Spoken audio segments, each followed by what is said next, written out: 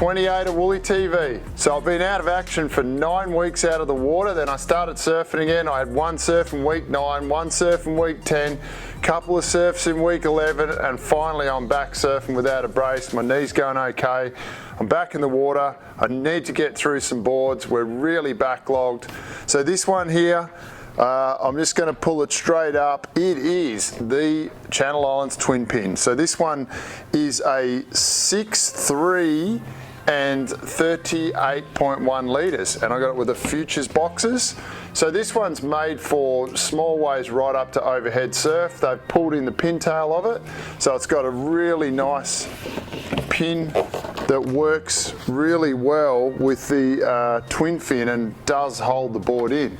So if you have a look at the footage of this one, what you find is I didn't have a lot of surfs on it due to the fact that I was injured. It happened right at that time. I just had a few, I think I had 2 or 3 surfs on it, hurt my knee, put it aside, came back. I've had one more surf since then, and I got to ride it in some proper surf. It was actually my first day down the coast. The first surf I had back in the water was on this board in some overhead surf or head high surf. It was a draining type of wave with a little barrel section on it.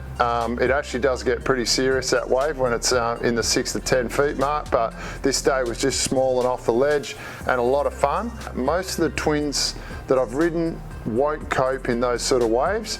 This board, however, didn't surf so great for me in the small stuff. It feels quite long even though it's 6'3", and it wants to get on a big open face, and it wants to get in a barreling, bowly type of wave. So what I reckon, I probably wouldn't use this board as a grovelly sort of twin fin like you do a lot of the swallowtails and the shorter, wider ones.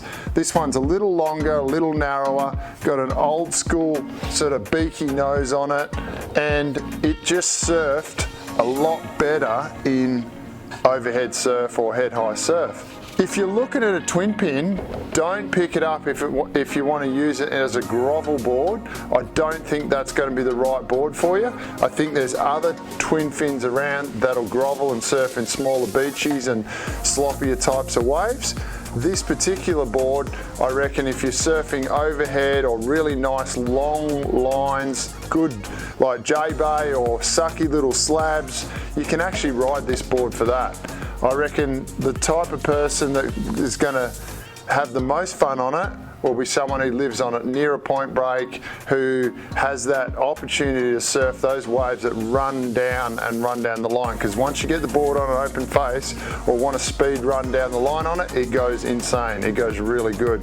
But groveling around on small stuff, I just don't think that's where this board's going to come into play.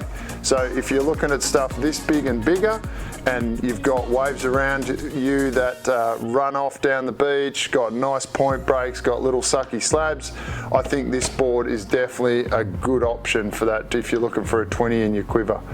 So if you want a board to ride when the surf's overhead, or you've got a beautiful point break, like this thing would go amazing on the Goldie, like it does in South Africa when you're watching beautiful Mikey February just styling down the line on it. He makes it look amazing. Or if you want to surf it in little slabby, punchy waves, then I reckon this board would be great for you. You could go shorter, you could go longer, you can ride it as a mid-length if you want to just cruise on it. But if you want to ride it in really small stuff, don't go for this board. It's not what it's designed for. Get something else. All right, thanks Channel Islands for giving me the opportunity to ride this board. We'll see you again real soon.